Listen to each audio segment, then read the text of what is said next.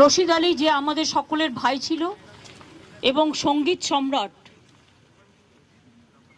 দীর্ঘদিন তিনি চিকিৎসাও করেছেন, এমনকি কিছুদিন আগে তিনি উত্তরপ্রদেশে প্রোগ্রামও করে এসেছেন।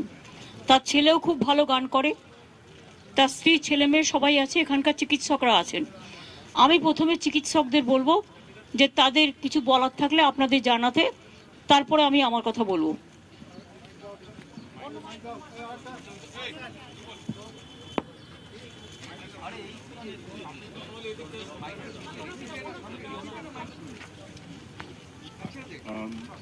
মিস্টার খান এখানে 22শে নভেম্বর থেকে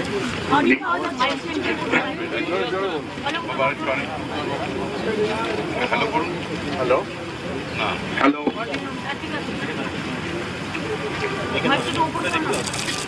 হ্যালো হ্যাঁ, মিস্টার খান আমাদের হাসপাতালে ভর্তি হন 22শে নভেম্বর একটা ইন্ট্রাসেরেব্রাল হেমারেজ নিয়ে। আমাদের ইনিশিয়ালি নিউরোসার্জনরা দেখে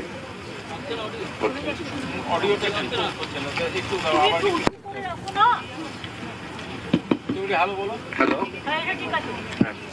তো মিস্টার খান ওখানে কোথাও প্লাগের আমাকে দিন তো প্লাগটা খুলুন।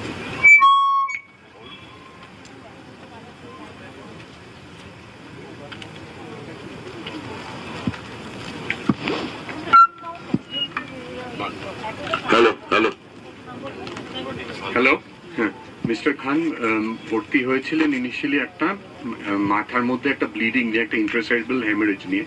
সেটা আমরা নিউরোসার্জিক্যাল টিম দেখার পর ডিসিশন নেওয়া হয় যে ওনার ক্ষেত্রে কনজারভেটিভ চিকিৎসা করাটাই ওনার পক্ষে ভালো, এবং কনজারভেটিভ চিকিৎসায় উনি মোটামুটি ভালো রিকভার করছিলেন।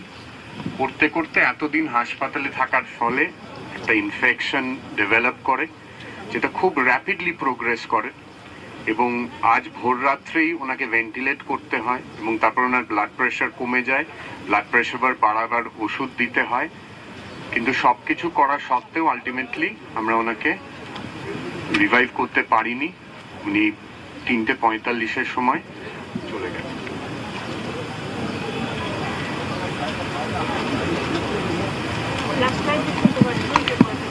3:45-এর সময় উনি চলে গেছেন আমাদের থেকে।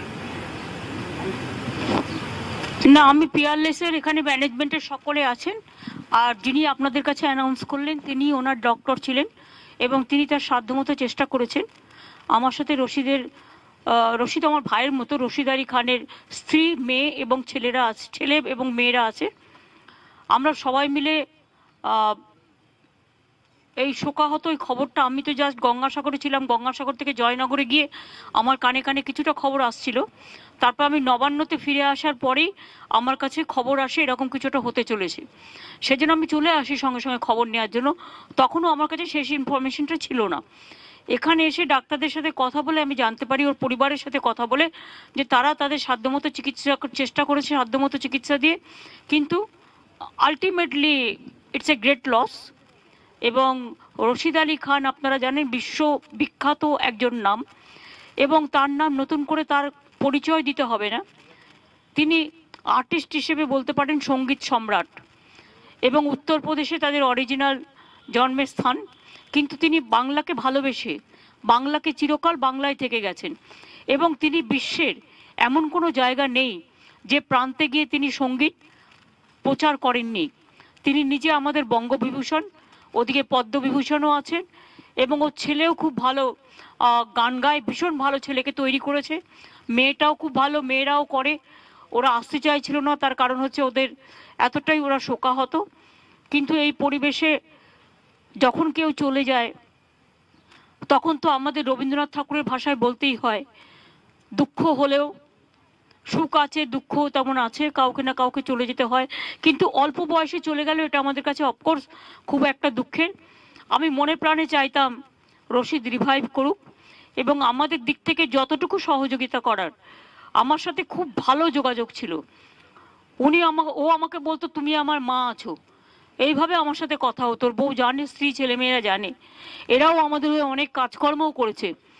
এবং আমার সত্যি খুব খারাপ লাগছে যে ভরা থাক স্মৃতি সুধায় বিদায়ের পাত্রখানি, শেষ কাজটা তো আমাদের করতেই হবে, ওরা ওদের ধর্ম অনুযায়ী করবে। কিন্তু আজকে যেটা সিদ্ধান্ত হয়েছে পরিবারের